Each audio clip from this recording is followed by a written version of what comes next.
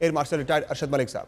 बहुत शुक्रिया अरशद मलिक साहब, आपने प्रोग्राम में ज्वाइन किया। सर बताएगा कि क्या लग रहा है आपको, ईरान और इसराइल की जो जंग है ये कितनी तवील हो सकती है? वैसे तो 2 हफ्ते का कहा था इसराइल ने ये ऑपरेशन होगा, ये तब कहा था जब उन्हें वो नहीं कर रहे थे कि ईरान इतना तगड़ा जवाब देगा, और जब ईरान की जानिब से भी भरपूर जवाब दिया जा रहा है, तो क्या लग रहा है ये लड़ाई कब तक आपको कंटिन्यू होती दिखाई दे रही है? समर भाई, सबसे पहले बहुत शुक्रिया। You are doing a great job. It is good to be with you. Samar भाई, जब आपने ये देखा, जब ईरान इसराइल ने ये हमला शुरू किया, तो उसने बड़ा क्लियर कहा कि हम बहुत जल्द इसको रैप अप कर देंगे। और यही चीज उसके आकाओं ने भी कहा कि बहुत जल्द इसको रैप अप कर दिया जाएगा। मेरे ख्याल में उन्होंने बहुत बड़ी एक मिस कैलकुलेशन की। उनको कभी ये इबाम भी नहीं था कि ईरान इस तरह से अपना दिफा भी करेगा और जारहाना इकदाम भी करेगा। जो अब हालात नजर आ रहे हैं, उन्होंने उनके नर्व सेंटर्स को और उनके अवाम को, आपने शायद देखा होगा यकीनन, कि उनके मीडिया के ऊपर अवाम सड़कों पे निकल आए और वो ईरान से बराह रास्त तवक्को कर रहे हैं कि वो पीस लेके आएगा। ईरान किसी तौर पे पीछे नहीं हटेगा और ना हटना चाहिए, बिकॉज ये पहला वक्त है कि जिसमें कोई भी जंग जो आज तक इन्होंने आलम इस्लाम पर मुसल्लत की, उसमें इनको पहली दफा भरपूर जवाब दिया गया। और वो जो कहते हैं ना अनटचेबल, वो अनटचेबल वाली मिथ भी टूट गई। तो मेरे ख्याल में अगर यही हालात रहे, अगर आप कैलकुलेट करें, तो सदर ट्रंप ने भी कहा कि 2 हफ्ते, सो 2 हफ्ते तो यकीनन इधर ही हैं।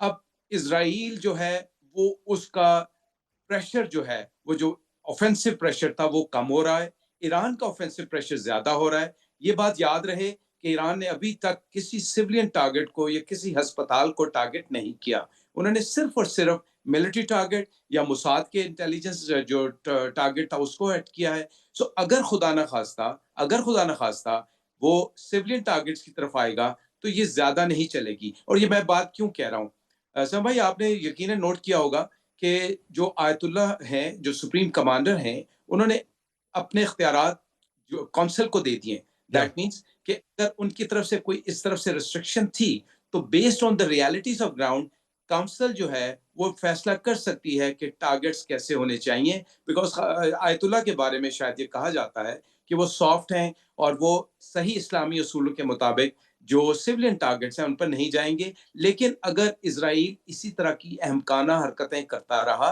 और अपने उस जोन में रहा कि शायद वो ईरान को नेस्तो नाबूद कर देगा, खुदा ना खास्ता, तो फिर ये मेरे ख्याल में 2 हफ्ते तो हम कहीं नहीं देख 2 हफ्ते ये यकीनन हम देखते रहेंगे कि इसराइल के ऊपर अटैक होते रहेंगे। तो ईरान की जो सलाहियत है दिफा की, जवाबी कार्रवाई की, अब तक तो हम देख रहे हैं कि मिज़ाइलों से जवाबी वार किया जा रहा है। ये स्ट्रेंथ जो है इनकी, कब तक ये इनको हेल्प कर सकती है? जाहिर है एक स्टॉक है, कहीं इसराइल या अमेरिका जो है उनके स्टॉक में कमी का तो नहीं देख रहे कि उनके पास जो मिज़ाइल्स का जो तादाद है वो कम हो जाए फायर करने के बाद, और फिर हम जो है उनके ऊपर एक बड़ा अटैक करें। जो अमेरिका भी बार बार उन्हें खबरदार कर रहा है, वार्न कर रहा है बार बार कि हम उन पर अटैक करेंगे। और जो ईरान की तरफ से अमेरिकी जो बेसेस है मिडल ईस्ट के अंदर, उन पे अटैक किए जाने के हवाले से आपको क्या लग रहा है कि कितना इम्कान है इसका? समर भाई, देखिए, ये तो बात तय है कि इसराइल एक बहुत छोटा मुल्क है जिसके पास 27 बिलियन का डिफेंस बजट है। उसके मुकाबले में ईरान एक बहुत बड़ा मुल्क है, जी हाँ। लेकिन उसका डिफेंस बजट सिर्फ 10 बिलियन का है। इसी तरह अगर आप उनके आर्म फोर्सेस की देखें, तो आर्मी जो है वो ईरान की बहुत बड़ी है, लेकिन इसराइल की बहुत बड़ी है। तो इसराइल ने जो अपने एसेट्स या अपने जो वॉर रिजर्व्स हैं, या उनको जो एक मुकम्मल सपोर्ट अमेरिका की हासिल है, वो बहुत ज्यादा है। हम्म। लेकिन ये जो इबाम था और जो जो प्रोपेगेंडा था या जो असेसमेंट थी कि ईरान के पास शायद कुछ ना हो, किसने कहा चांद 100 मिसाइल हैं। मेरे ख्याल में ईरान के पास यकीनन कुछ मिसाइल हैं जो कि वो उसने अपने आर्सेनल में रखे हुए हैं। और अगर वो 100 या 200 की यलगार नहीं करता और वो एक कैलकुलेटेड तरीके से चलता रहता है, तो कमी तो आएगी। और एक और बात बड़ी बुनियादी है कि अभी तक ईरान तने तनहा इसका मुकाबला कर रहा है। जी हाँ। ऑल्दो आज रूस ने और चीन ने बड़ी जबरदस्त स्टेटमेंट्स दी हैं, बिकॉज ये कभी नहीं चाहेंगे कि वो इस मिडिल ईस्ट में अमेरिका और उसके हवारी इसराइल के कदम जमने दें। उन्होंने जो एक अच्छी स्टेटमेंट्स दी हैं, उससे हमें शायद ये अंदाजा हो कि शायद इसराइल को ईरान को कहीं ना कहीं से सपोर्ट आएगी। आपका खदशा बेजा नहीं है, बिल्कुल सही बात है। कितना मिसाइल है, कितने एसेट्स हैं, वो कोई असेस नहीं कर सकता। लेकिन मेरी जाती राय है कि यकीनन ये 2 से 3 हफ्ते में खत्म नहीं होने वाले। और अगर इस ईरान अपनी स्ट्रैटेजी इस तरह चेंज कर दे कि इन्हीं अपने अहदाफ जो हैं उनको इफेक्ट बेस पे ले जाए, बजाय एक यलगार करने के इफेक्ट पे टारगेटिंग करे, तो उसका ज्यादा नुकसान इसराइल को पहुंचाएगा और अपने आर्सेनल की हिफाजत करने में भी कामयाब हो और क्या जाएगा। इम्कान आपको लग रहा है कि रशिया की जानिब से या चाइना की जानिब से हथियार भी फराहम किए जाएँ, जो है ईरान की इस तरह से मदद की जाए कि उनको हथियार दिए जाए, मज़ीद जो है वॉर हेड्स वगैरह ज़रा उनके पास तो स्टॉक जिस तरह हमने बात की भी पहले कि वो कम हो रहा है वक़्त गुज़रने के साथ-साथ। इसका इम्कान आपको लग रहा है कि ये हो सकता है, पॉसिबल है? समर भाई, दुनिया में कुछ भी हो सकता है। आप ये देखें कि मीडिया को आपने ब्लैकआउट किया हुआ है। इस वक़्त मीडिया आइसोलेशन आपने किया हुआ है। आपको यकीनन ये पता है कि इज़राइल के अंदर से रिज़ेंटमेंट आ रही है। अमेरिका के अंदर एवरेज 60% लोग जो हैं वो इस वॉर के खिलाफ हैं। ट्रंप जो रोज़ कहता था कि मैं अटैक कर दूँगा, वो 2 हफ्ते पे ले गया है। आज से रशिया की जो स्टेटमेंट्स आई हैं, जो चाइना की स्टेटमेंट्स आई हैं, मैं यकीन से तो नहीं कह सकता। मेरे ख़्याल में ईरान बहुत ज़िम्मेदारी के साथ और बहुत ही अक्लमंदाना तरीके से चल रहा है कि उसने अमेरिका के ऊपर कोई डायरेक्ट अटैक नहीं किया या डायरेक्ट उन चीज़ों पे अटैक नहीं किया। आपको पता है कि चारों पूरा खित्ता जो है, उसके आस-पास ईरान के चारों तरफ उसके एसेट जो अमेरिकन एसेट्स जी हाँ। मौजूद हैं, लेकिन उसने एक को भी अटैक नहीं किया, जो कि बहुत अक्लमंदा बात है। लेकिन अगर आप ईरान को इतना पुश कर देंगे, आप दुनिया को ये कहेंगे कि ईरान के पास न्यूक्स हैं, जो कि गलत बात है। क्या दुनिया में कोई शख्स ये नहीं कह सकता कि इसराइल के पास प्रूवन बात है कि उसके पास न्यूक्स हैं? इसकी कोई बात नहीं करता। हुँ। तो अगर ये हालात इसी तरह चलते रहे, अगर आपने ईरान को इतना पुश करना शुरू कर दिया, तो मैं समझता हूँ कि ईरान कहीं न कहीं से ज़रूर अपने लिए इमदाद तलब करेगा और दुनिया में ईरान, चाइना के अलावा, रशिया के अलावा एक आध और मुल्क और भी है, जो कि दुनिया के लिए नापसंदीदा है, हुँ। उससे भी मदद तलब कर सकता है और उसको मदद मिल सकती है। अच्छा सर, 2 बड़े अहदाफ हैं इस वक़्त इज़राइल के या अमेरिका के ईरान के अंदर। ज़ाहिर है एक तो जो फ़र्दों का जो जौहरी प्लांट है जो कि ज़ेर ज़मीन है, ज़मीन से जो है दर्जनों मीटर वो ज़मीन के अंदर है। उसे हिट करने के लिए जो इसराइल के पास बंकर बस्टर जो मिसाइल्स हैं उनकी कैपेसिटी नहीं कि वो वहाँ तक पेनिट्रेट कर सके।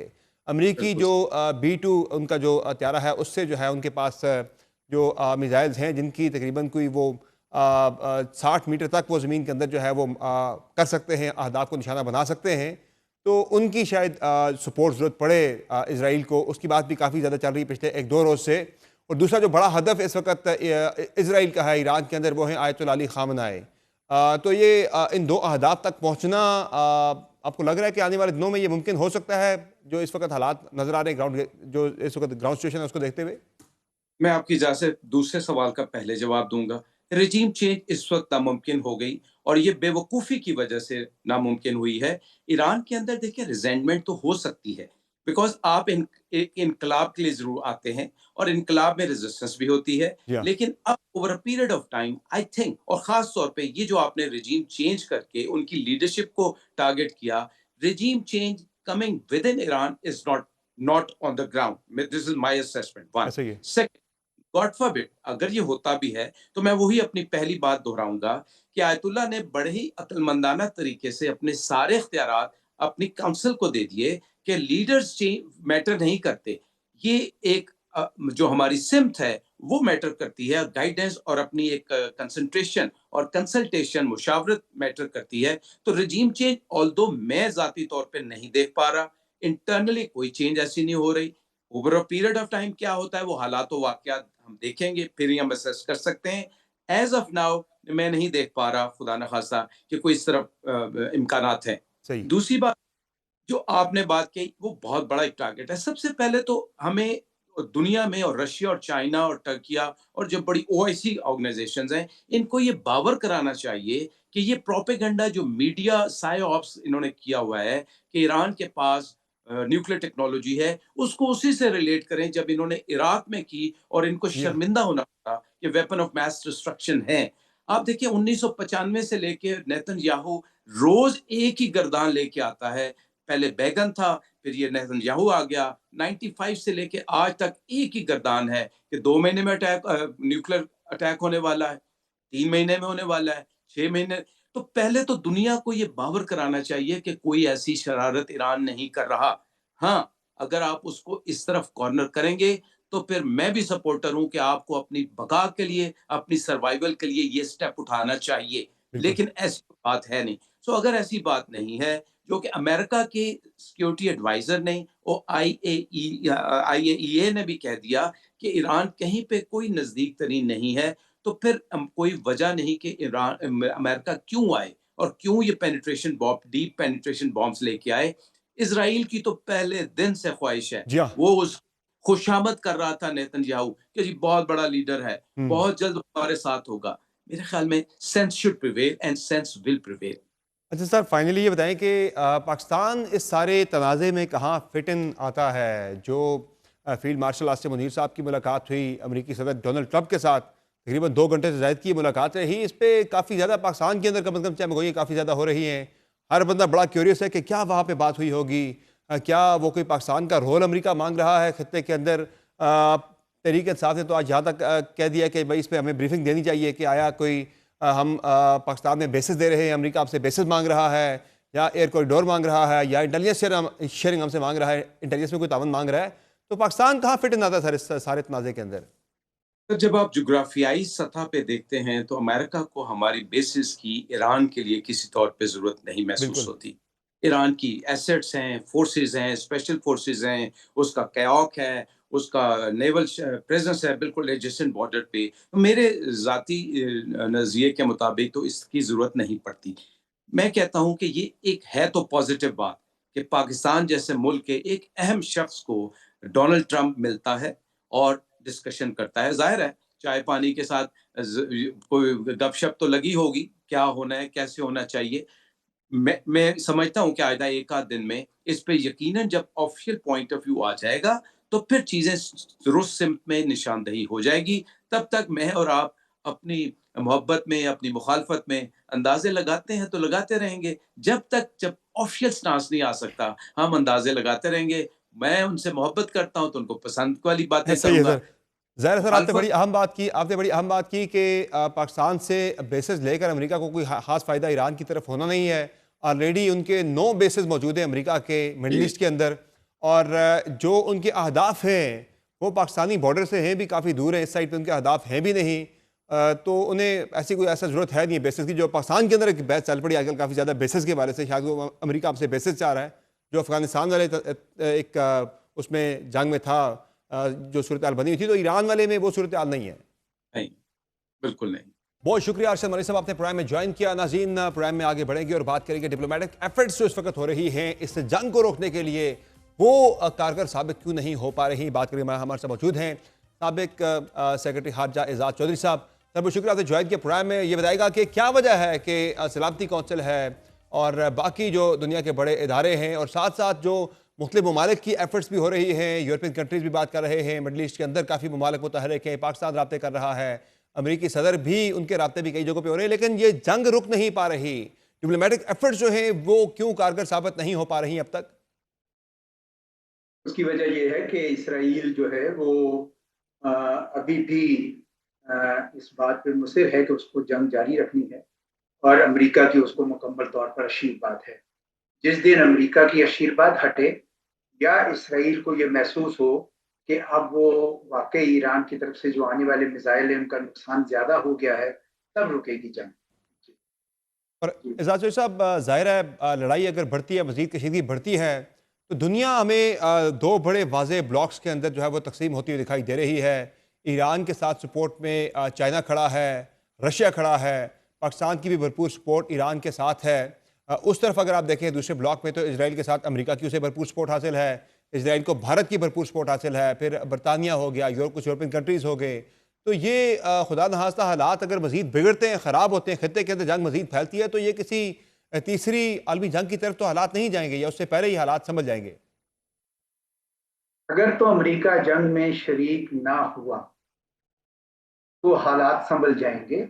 ये दोनों मुल्क एक वक्त आएगा कि ये जंग बंदी के ऊपर आमादा हो जाएंगे। लेकिन अगर अमेरिका शरीक हो जाता है तो फिर बाकी ताकतें भी बीच में शामिल हो सकती हैं और दायरा फैल सकता है, बल्कि कुछ लोग तो कहते हैं कि तीसरी जंग अज़ीम तक मामला जा सकता है। इसलिए बहुत ही ज़रूरी है कि अमेरिका इसमें शामिल ना हो। वो अमेरिका के अंदर है, आपको पता ही है कि इस वक्त इत्तेफाक राय नहीं है। जी हाँ। इसीलिए डोनाल्ड ट्रंप साहब ने अपना जो फैसला है उसको मुलतवी किया है, क्योंकि वहाँ पे बहुत सारे लोग उनको याद करा रहे हैं कि जनाब आप जिस जिस जंग में गए अमेरिका वहाँ वहाँ मुसीबत पड़ी, चाहे वियतनाम हो, चाहे इराक हो, चाहे अफगानिस्तान। इसलिए आपको अमेरिका में जंग में शरीक नहीं होना चाहिए। अगर होंगे तो मुश्किलात होंगी, उनके अपने मफादात इलाके में वो भी हिट हो जाएंगे। तो बेहतर तो यही होगा। देखिए ईरान, ये जो ताकतों का आपने जिक्र किया, चीन है या रूस है, वो भी देख रहे हैं। जी हाँ। वो उस वक्त तक शामिल नहीं होंगे जब तक अमेरिका शामिल नहीं हो जाता। अभी तो फिलहाल वो वॉच कर रहे हैं। उनकी भी कोशिश ये है कि तो ये मामला रुक जाए। वो कह भी रहे हैं कि हम किरदार अदा करने को तैयार हैं, तुर्की भी कह रहा है कि हम किरदार अदा करने को तैयार हैं, पाकिस्तान भी कह रहा है कि पाकिस्तान भी यही चाहेगा कि जंग रुक जाए। तो इस वजह से इस वक्त तो सबकी यही ख्वाहिश और कोशिश है कि जंग रुक जाए किसी तरीके से, क्योंकि इसमें इनका फायदा नहीं है, किसी का नहीं फायदा, लेकिन इन दोनों मुल्कों का भी फायदा नहीं है। असल में सबसे ज्यादा हठधर्मी तो इसराइल की तरफ से है, जी हाँ। और उसको अमेरिका की जो आशीर्वाद है, अगर ये बात वहां पे तय हो जाए अमेरिका के अंदर कि वाकई हमारा नुकसान है, और इसराइल तो पूरी कोशिश कर रहा है कि अमेरिका जंग में आ जाए, अगर ना आ सका तो मैं समझता हूँ कि इसराइल जल्दी उसके हौसले पस्त हो जाए। बहुत शुक्रिया एजाज चौधरी साहब, आपने प्रोग्राम में ज्वाइन किया। नाज़रीन, आप गुफ्तगू मुलाहिजा कर रहे थे साबिक सेक्रेटरी खारजा एजाज चौधरी की, जिनका कहना है कि पाकिस्तान इस जंग में खुद तो नहीं कूदेगा, लेकिन पाकिस्तान की जानिब से डिप्लोमेटिक और पॉलिटिकल सपोर्ट ईरान की जारी रहेगी।